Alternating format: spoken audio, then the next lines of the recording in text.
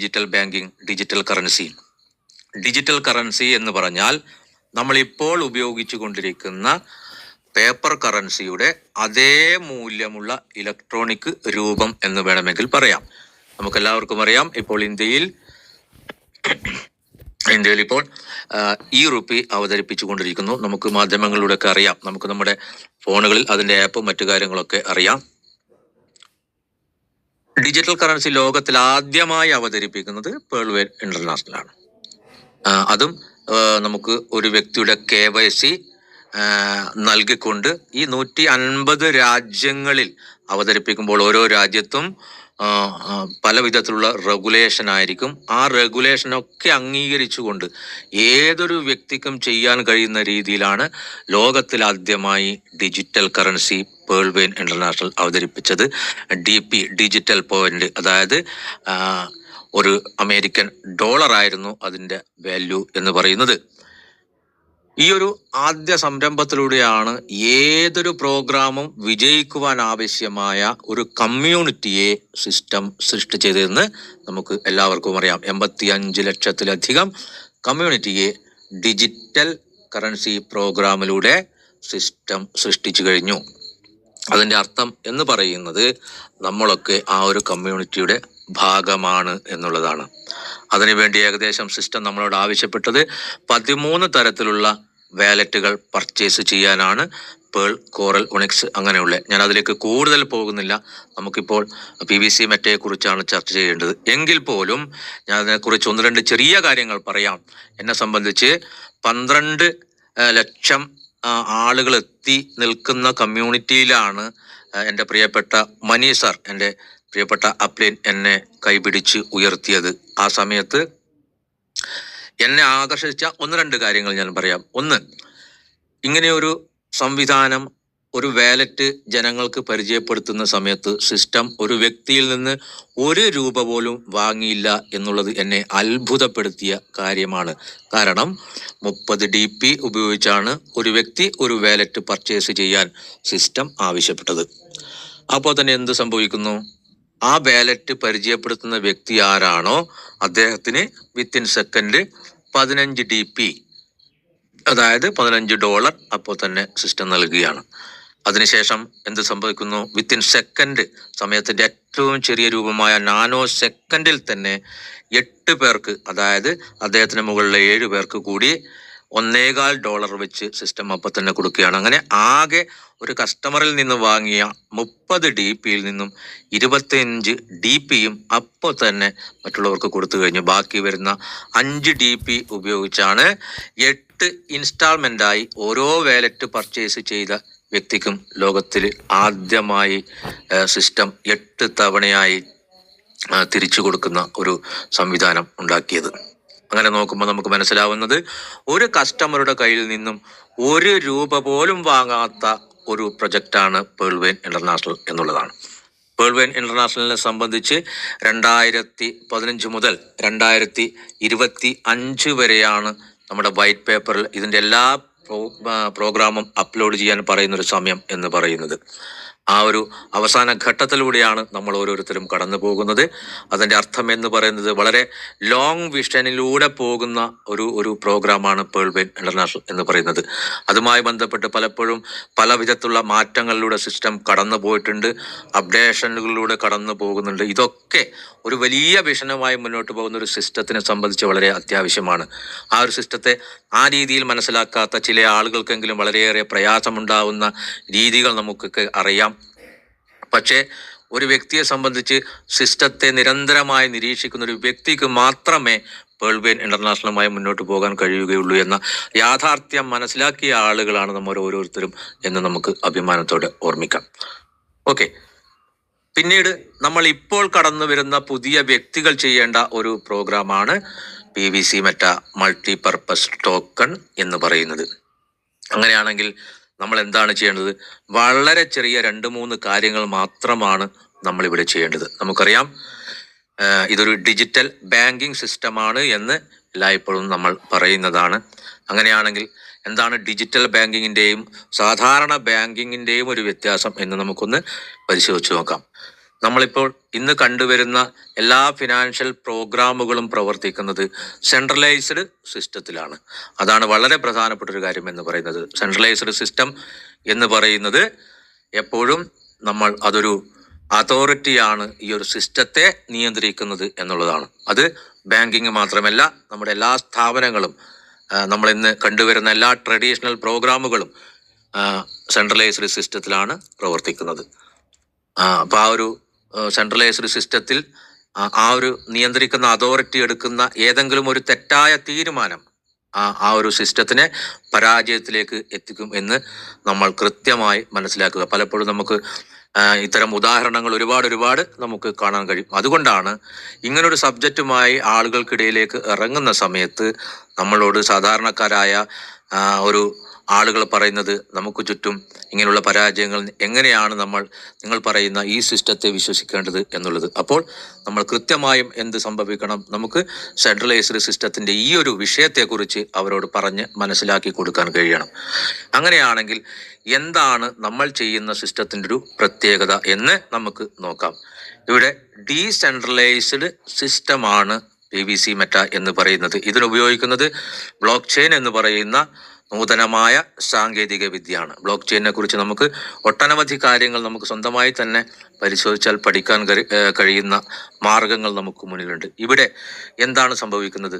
ഇവിടെ ഏതെങ്കിലും അതോറിറ്റി നമ്മുടെ ഒരു കാര്യങ്ങൾ നിയന്ത്രിക്കാൻ ഇല്ല എന്നുള്ളതാണ് വളരെ വലിയ ഒരു വസ്തുത എന്ന് പറയുന്നത്. ഇവിടെ എന്താണ് സംഭവിക്കുന്നത്? ഈ ഒരു പ്രോഗ്രാമിലേക്ക് എത്തിച്ചേരുന്ന ഒരു വ്യക്തി ഒരു വാലറ്റ് ക്രിയേറ്റ് ചെയ്യുന്നതിലൂടെ, അതായത് നമ്മൾ ഉപയോഗിക്കുന്ന വാലറ്റ് ക്രിയേറ്റ് ചെയ്യുമ്പോൾ നമുക്കൊരു സ്മാർട്ട് കോൺട്രാക്ട് അഡ്രസ് ആണ് ലഭിക്കുക. ഇവിടെ ആരുടെയെങ്കിലും പേരോ രാജ്യമോ ഒന്നും പ്രത്യേകിച്ച് ഒരു പരിഗണിക്കപ്പെടുന്ന ഒരു കാര്യമല്ല. ഇവിടെ രണ്ട് രാജ്യങ്ങളുടെ അതിർത്തികളും നമുക്ക് ഒരു കാര്യമില്ലാത്തൊരു വിഷയമാണ്. അങ്ങനെ ചെയ്യുമ്പോൾ രണ്ട് വ്യക്തികൾ തമ്മിലുള്ള ഇടപെടലുകൾക്ക് മൂന്നാമത്തെ കക്ഷിയുടെ ആവശ്യമില്ല. അതുകൊണ്ട് തന്നെ ഈ ഒരു ബ്ലോക്ക് ചെയിൻ ടെക്നോളജിയെ കുറിച്ച് നമ്മൾ കൃത്യമായി മനസ്സിലാക്കി കഴിഞ്ഞാൽ ഒരിക്കലും തകരാത്ത ഒരു പുതിയ നൂതന സാങ്കേതിക വിദ്യയിലൂടെ നമുക്ക് മുന്നോട്ട് പോകുന്നതാണെന്ന് മനസ്സിലാക്കാം. അപ്പോൾ എന്താണ് നമ്മൾ ഇതിൽ ചെയ്യേണ്ടതെന്ന് നോക്കാം. നമുക്ക് ഇവിടെ രണ്ട് കാര്യങ്ങളാണ് ചെയ്യേണ്ടത്. ഒന്ന്, seed funding and token farming. Seed funding എന്ന് പറയുമ്പോൾ എല്ലായ്പ്പോഴും നമ്മൾ പറയുന്നത് പോലെ സാധാരണ ബാങ്കിങ്ങിൽ നമ്മളൊരു ഷെയർ ഹോൾഡറായി വരുന്ന ആ ഒരു രീതിയെയാണ് സീഡ് ഫണ്ടിങ് എന്ന് പറയുന്നത്. ടോക്കൺ ഫാമിംഗ് എന്ന് പറയുന്നത് നമ്മളൊരു ബാങ്ക് അക്കൗണ്ട് ഓപ്പൺ ചെയ്തതിന് ശേഷം നമുക്ക് അവിടെ ലഭിക്കുന്ന സർവീസിനെയാണ് ടോക്കൺ ഫാമിംഗ് എന്ന് പറയുന്നത്.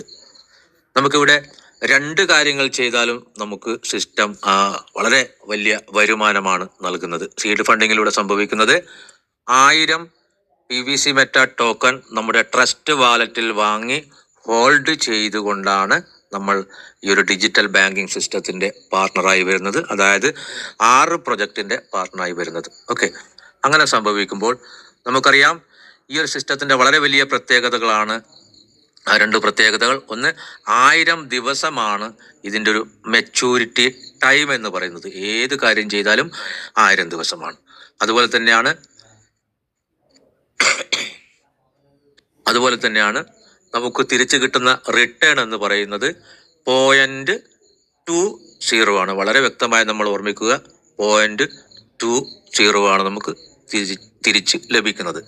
0.20 എന്ന് പറയുമ്പോൾ നമുക്ക് ഈ ഒരു പ്രോഗ്രാമിൽ നിന്ന് വലിയ വരുമാനം കിട്ടുന്നു എന്ന് നമുക്ക് പലപ്പോഴും തോന്നിയിട്ടുള്ളത് കാരണം ഇത് ഒരു ഡോളറാണ് ഇതിൻ്റെ ബേസിക് എന്നുള്ളത് കൊണ്ടാണ്. ഒരു ടോക്കൺ എപ്പോഴും പ്രവർത്തിക്കുന്നത് ഒരു സ്റ്റാബിൾ കറൻസിയുടെ പേരിലാണ്. അതായത് നമ്മുടെ PVC മെറ്റ മൾട്ടിപർപ്പസ് ടോക്കൺ പ്രവർത്തിക്കുന്നത് USDT അതായത് ഡോളറിന്റെ പേരിലാണ് പ്രവർത്തിക്കുന്നത്. അതുകൊണ്ടാണ് നമുക്ക് വലിയ രീതിയിലൊന്നും ഫീൽ ചെയ്യുന്നത്. സാധാരണഗതിയിൽ വളരെ ചെറിയ വരുമാനമാണ് സിസ്റ്റം നമുക്ക് തരുന്നത്.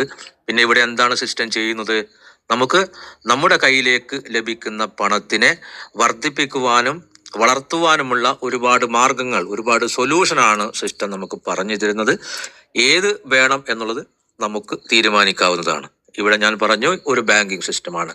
ബാങ്കിങ് സിസ്റ്റത്തിൽ നമുക്കറിയാം വളരെ പ്രധാനപ്പെട്ട ഒന്നാണ് റെഫറൽ മാർക്കറ്റിംഗ് എന്ന് പറഞ്ഞാൽ.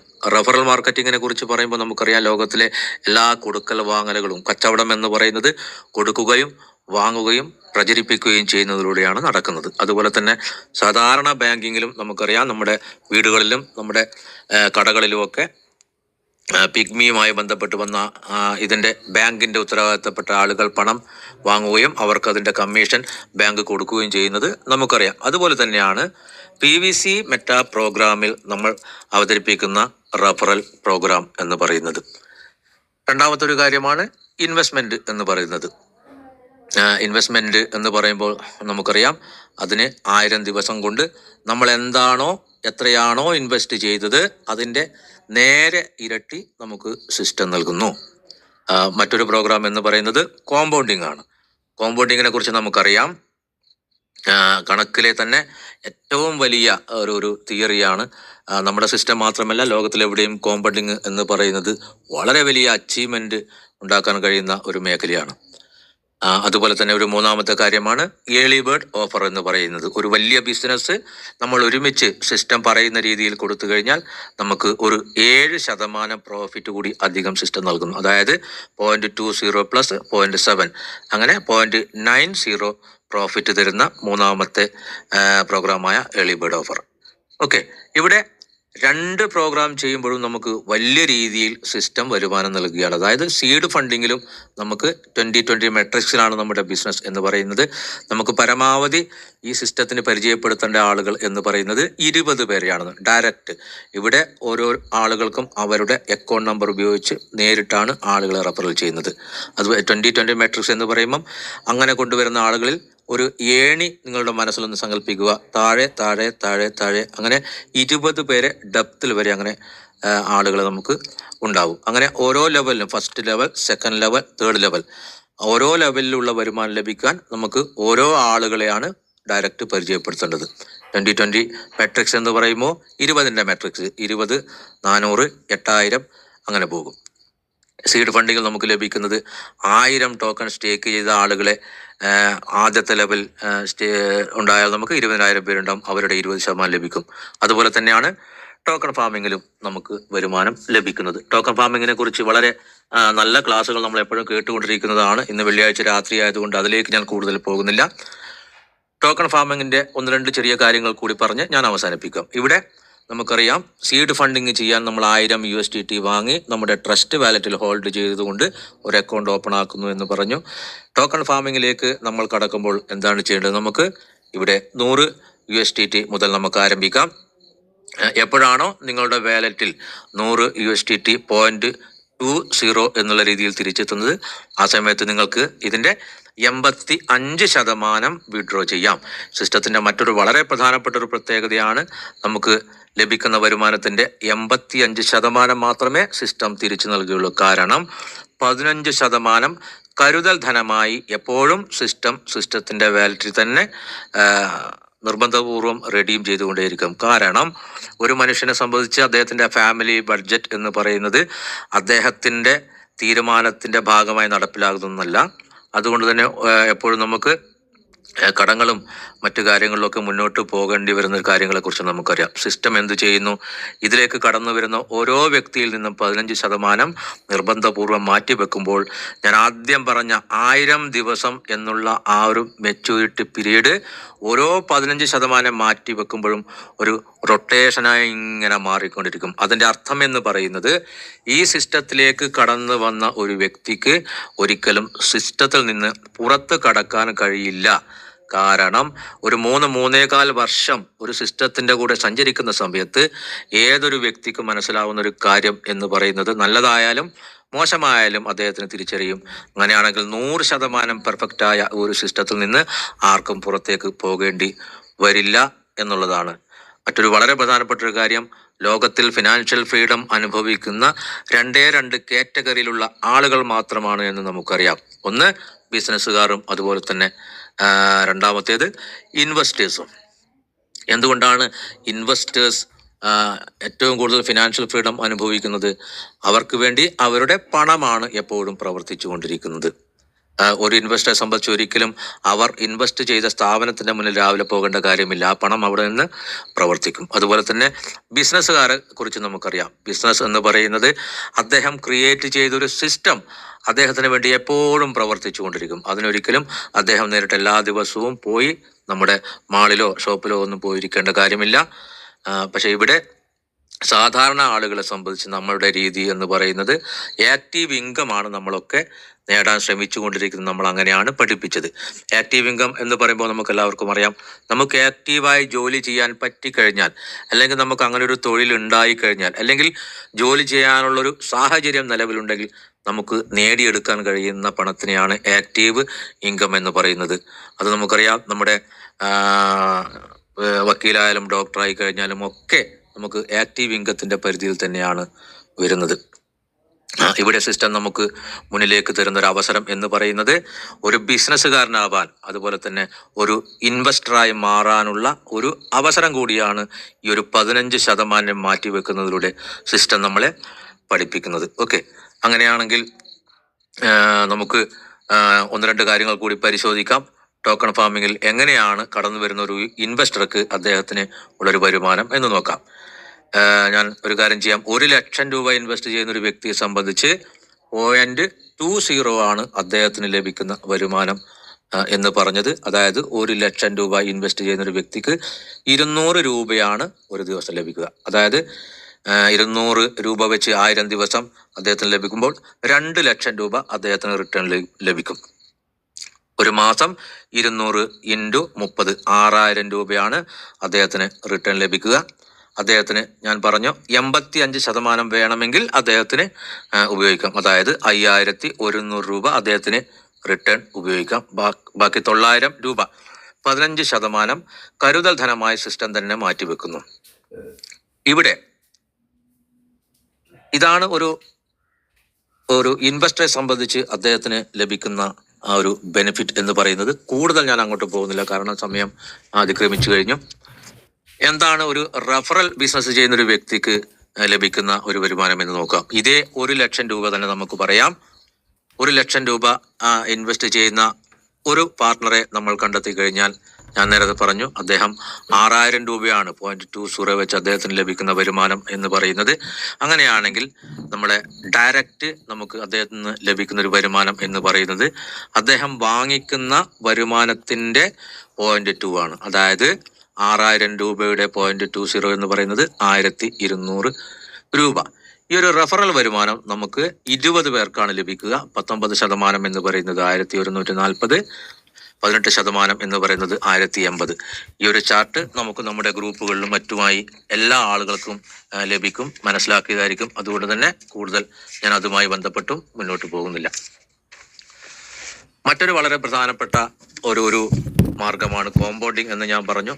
കോമ്പൗണ്ടിങ്ങിന്റെ ഒരു പ്രത്യേകത, നമ്മളിവിടെ ഒരു ഇൻവെസ്റ്റർ ആയിട്ടാണ് വന്നിരിക്കുന്നത്. നമുക്ക് നമ്മുടെ കയ്യിലുള്ള പണത്തെ വർദ്ധിപ്പിക്കാൻ നമ്മൾ സ്വീകരിക്കേണ്ട ഒരു നിലപാടാണ് കോമ്പൗണ്ടിങ്. ഇവിടെ 1000 ദിവസമാണ് നമ്മുടെ സമയം എന്ന് പറഞ്ഞു. അങ്ങനെയാണെങ്കിൽ ഒരു വ്യക്തി ഒരു 5 ലക്ഷം രൂപയാണ് ഇൻവെസ്റ്റ് ചെയ്യാൻ തയ്യാറാവുന്നത് എങ്കിൽ അദ്ദേഹത്തിന് ഒരു ദിവസം ലഭിക്കുന്ന റിട്ടേൺ എന്ന് പറയുന്നത് 0.20 1000 രൂപയാണ്. അതായത് ഒരു മാസം അദ്ദേഹത്തിന് 30,000 രൂപ റിട്ടേൺ ലഭിക്കും. ഓക്കെ, അദ്ദേഹത്തിന് 85% റിട്ടേൺ എടുക്കാൻ കഴിയുക. അങ്ങനെയാണെങ്കിൽ 850 × 30 ദിവസം 25,500 രൂപ അദ്ദേഹത്തിന് 5 ലക്ഷം രൂപ ഇൻവെസ്റ്റ് ചെയ്ത വ്യക്തിക്ക് വേണമെങ്കിൽ ഉപയോഗിക്കാം. അദ്ദേഹം അത് 1000 ദിവസം കോമ്പൗണ്ട് ചെയ്യാനാണ് തീരുമാനിച്ചിരിക്കുന്നത്. അതുകൊണ്ട് തന്നെ രണ്ടാമത്തെ മാസം അദ്ദേഹത്തിന് 5,25,500 രൂപയുടെ 0.20 ആണ് കിട്ടുക. അതായത് 893 രൂപ. അങ്ങനെ ഓരോ മാസവും അദ്ദേഹത്തിന് ലഭിക്കുന്ന റിട്ടേൺ നമ്മുടെ ക്യാപിറ്റലിന്റെ കൂടെ ഏഡ് ചെയ്തുകൊണ്ടിരിക്കുമ്പോൾ സ്വാഭാവികമാണ് ക്യാപിറ്റൽ വർദ്ധിക്കുമ്പോൾ നമ്മുടെ റിട്ടേൺ വർദ്ധിക്കും. അങ്ങനെ 893, 938, 986, 1037 ഇങ്ങനെ ഓരോ മാസവും നമുക്ക് ലഭിക്കുന്ന വരുമാനം വർദ്ധിച്ച് ശരാശരി 24,55,000 രൂപയായി ഈ 5 ലക്ഷം രൂപ വർദ്ധിക്കുന്നു. ഇത് ഇത്രയുമല്ല ഇതിന്റെ ഫിഗർ ഉണ്ടാവുക. കാരണം ഞാൻ നേരത്തെ പറഞ്ഞു, നമ്മുടെ സിസ്റ്റത്തിൽ 100 USDT ആണ് നമ്മൾ ഇൻവെസ്റ്റ് ചെയ്ത് ആരംഭിക്കുന്നത്. എപ്പോഴാണോ നിങ്ങളുടെ വാലറ്റിൽ 100 എന്ന സംഖ്യ എത്തുന്ന സമയത്ത് നിങ്ങൾക്കത് വിഡ്രോ ചെയ്യാം. അങ്ങനെയാണെങ്കിൽ ഒരു മാസം തന്നെ 2 തവണയും 3 തവണയും 4 തവണയും ഒക്കെ നമുക്ക് കോമ്പൗണ്ട് ചെയ്യാനുള്ള ഒരു അവസരം കൂടി സിസ്റ്റം നൽകുന്നു. അങ്ങനെയാകുമ്പോൾ ഈ 24 ലക്ഷം രൂപയല്ല പ്രിയപ്പെട്ട അസോസിയേറ്റ്സ് നമുക്കുണ്ടാവുക, അതൊരു വലിയ ഒരു എമൗണ്ട് ആയിരിക്കും. നമുക്ക് ഇവിടെ എന്ത് ചെയ്യാം, നമുക്ക് ആവശ്യമുണ്ടെങ്കിൽ ആവശ്യമുള്ള പണം നമുക്ക് വിഡ്രോ ചെയ്യാം. കാരണം നമ്മുടെ പണമാണ്. അതുകൊണ്ട് വിഡ്രോ ചെയ്ത് കഴിഞ്ഞാൽ അത്രയും കുറയും എന്ന് മാത്രമേ ഉള്ളൂ. ഓക്കെ, മൂന്നാമത്തെ ഒരു വഴിയാണ് ഏർലി ബേർഡ് ഓഫർ എന്ന് പറയുന്നത്. ഏർലി ബേർഡ് ഓഫറിൽ നമ്മൾ ശ്രദ്ധിക്കേണ്ട ഒരു കാര്യം എന്ന് പറയുന്നത്, ആദ്യത്തെ ദിവസം തന്നെ ഞാൻ ഇപ്പോൾ ഒരു 5 ലക്ഷം രൂപ ഇൻവെസ്റ്റ് ചെയ്തു. എനിക്ക് 0.20 ആണ് ഡെയിലി ലഭിക്കുക, അതായത് 1000 രൂപ. ഞാൻ അന്ന് തന്നെ എൻ്റെ പ്രിയപ്പെട്ട 2 സുഹൃത്തുക്കളെ 5 ലക്ഷം രൂപ എൻ്റെ അക്കൗണ്ട് ഉപയോഗിച്ച് നേരെ ഡയറക്റ്റ് ജോയിൻ ചെയ്യിപ്പിച്ചു. അല്ലെങ്കിൽ 2 സുഹൃത്തുക്കളില്ലെങ്കിൽ പണം കയ്യിലുള്ള ഒരു വ്യക്തിയാണെങ്കിൽ 2 അക്കൗണ്ട് നമുക്ക് തന്നെ ഓപ്പൺ ചെയ്യാം. അപ്പോൾ സംഭവിക്കുന്നത് എന്താണ്, ഈ ഒരു വലിയൊരു ബിസിനസ് സിസ്റ്റത്തിലേക്ക് കൊടുക്കുന്ന സമയത്ത് 0.70 കൂടി അധികം തരുമ്പോൾ നമ്മുടെ മെയിൻ വാലറ്റിൽ 0.90 ആയി മാറും. അപ്പോൾ നമുക്ക് 222 ദിവസം കൊണ്ട് നമ്മുടെ 5 ലക്ഷം രൂപ 10 ലക്ഷം രൂപയായി 200% നമുക്ക് തിരിച്ചു ലഭിക്കുന്നു. അതുപോലെ തന്നെ മറ്റൊരു കാര്യം, നമ്മുടെ തന്നെ 2 ഡയറക്റ്റ് ഐഡിയ ആണെങ്കിൽ അല്ലെങ്കിൽ 2 സുഹൃത്തുക്കളാണെങ്കിൽ പോലും നമുക്കതിൻ്റെ 20% റഫറൽ വരുമാനം കൂടി നമുക്ക് ലഭിക്കുന്നു. ആദ്യത്തെ 7 മാസം കൊണ്ട് തന്നെ നമുക്ക് 15 ലക്ഷം രൂപയിലധികം നമുക്ക് റിട്ടേൺ ലഭിക്കുകയാണ് ഈ ഏർലി ബേർഡ് ഓഫറിലൂടെ. അതുപോലെ 7 മാസം താഴെ 2 ഐഡിയിൽ 26 മാസം പിന്നെയും ഉണ്ട്. അവിടെയും നമുക്ക് ഈ 15 ലക്ഷം രൂപ റിട്ടേൺ ലഭിക്കുകയാണ്. അങ്ങനെ ഏകദേശം നമുക്ക് 30 ലക്ഷം രൂപയിലധികം 1000 ദിവസം കൊണ്ട് ഏൺ ചെയ്യാൻ പറ്റുന്ന ഒരു പ്രോഗ്രാമാണ് ഏർലി ബേർഡ് ഓഫർ. ഇവിടെ ഒരുപാട് സാധ്യതകളിലൂടെ നമുക്ക് ഈ ഏർലി ബേർഡ് ഓഫറിനെ നമുക്ക് കാണാം. ഇവിടെ തന്നെ നമ്മൾ നേരത്തെ പറഞ്ഞു, $100 നമുക്ക് ലഭിച്ചാൽ എപ്പോൾ വേണമെങ്കിലും നമുക്ക് കോമ്പൗണ്ട് ചെയ്യാം. ഇത് വർക്ക് ചെയ്തുകൊണ്ടിരിക്കുമ്പോൾ നമുക്ക് കോമ്പൗണ്ടിങ്ങും അതിൻ്റെ കൂടെ ചെയ്യാം. മാത്രമല്ല, നമ്മുടെ തന്നെ 2 ഐഡിയ ആണെങ്കിൽ നമുക്ക് പുറത്തുനിന്ന് 4 പേരെ കണ്ടെത്തി കഴിഞ്ഞാൽ, നമ്മൾ പ്രത്യേകം ശ്രദ്ധിക്കുക, പുറത്ത് നിന്ന് 4 കസ്റ്റമറെ കണ്ടെത്തി കഴിഞ്ഞാൽ നമ്മുടെ താഴെ തന്നെയുള്ള 2 ഡയറക്റ്റ് ഐഡിയും നമുക്ക് എന്ത് ചെയ്യാം, ഒരു ഏർലി ബേർഡ് ഓഫറിലേക്ക് മാറ്റാം. അവരെ 2 പേരെ ഓരോ ലഗിൽ കൊടുത്തു കഴിഞ്ഞാൽ നമ്മുടെ 3 ഐഡിയും ഏർലി ബേർഡ് ഓഫറായി എന്നും പ്രവർത്തിച്ചു കൊണ്ടിരിക്കും. അതിൻ്റെ അർത്ഥം എന്ന് പറയുന്നത്, നമ്മൾ ഇൻവെസ്റ്റ് ചെയ്യുന്ന തുക 7 മാസം കൊണ്ട് ഇരട്ടിയായി നമുക്ക് ലഭിക്കുന്ന ഒരു മാസ്മരികമായ പ്രകടനമാണ് ഏർലി ബേർഡ് ഓഫർ കാഴ്ചവെക്കുന്നത്. ഇന്നൊരു അല്പസമയം വൈകി, എല്ലാവരും ക്ഷമിക്കുക. ഞാൻ പറഞ്ഞു വന്നപ്പോൾ സംഭവിച്ചു പോയതാണ്, എല്ലാവരും ക്ഷമിക്കണം. അതുകൊണ്ട് ഇന്നത്തെ പ്രോഗ്രാമിൽ പങ്കെടുത്ത എല്ലാവർക്കും എൻ്റെ സ്നേഹം അറിയിക്കുകയാണ്. അതുപോലെ തന്നെ വളരെ പ്രധാനപ്പെട്ട ഒരു കാര്യം, 26-ാം തീയതി കണ്ണൂർ നടക്കുന്ന ഒരു പ്രോഗ്രാം, അതുപോലെ തന്നെ നാളെ ചേർത്തലയിൽ നടക്കുന്ന പ്രോഗ്രാമിലും പരമാവധി ആളുകൾ പങ്കെടുക്കണം. കാരണം നമ്മുടെ ഈ പ്രോഗ്രാം എന്ന് പറയുന്നത് നമുക്ക് ഒരുപാട് കാര്യങ്ങൾ പഠിക്കേണ്ടതാണ്. 26-ാം തീയതി കണ്ണൂർ കൃഷ്ണ ബീച്ച് റിസോർട്ടിൽ വെച്ച് നടക്കുന്ന പ്രോഗ്രാമിൽ വളരെ പ്രധാനപ്പെട്ട വിഷയം എന്ന് പറയുന്നത്, നമ്മൾ കൈകാര്യം ചെയ്യുന്ന നമ്മുടെ ട്രസ്റ്റ് വാലറ്റ് സൈറ്റിൽ എന്തൊക്കെയാണ് നടക്കുന്നത്. ഒട്ടനവധി പേജുകളുണ്ട് നമ്മുടെ ട്രസ്റ്റ് വാലറ്റിൽ. അതൊക്കെ പരിചയപ്പെടാനും സ്വന്തം നിങ്ങളുടെ മൊബൈൽ ഫോണിലൂടെ അത് പഠിക്കാനുമുള്ള അവസരമാണ് 2.5-3 മണിക്കൂർ നിങ്ങൾക്ക് ലഭിക്കുന്നത്. അത് നിങ്ങൾ വളരെ പ്രധാനമായും ഉപയോഗിക്കണം എന്ന് മാത്രം പറഞ്ഞുകൊണ്ട്, സമയം അല്പം വൈകിയതിൽ ഞാൻ എല്ലാവരോടും ക്ഷമ ചോദിച്ചുകൊണ്ട് അവസാനിപ്പിക്കുകയാണ്. Thank you so much. ഞാൻ ഷാജി കണ്ണൂർ. ജയ് പേൾവേൻ, പേൾവേൻ വിൽ നെവർ എൻഡ്.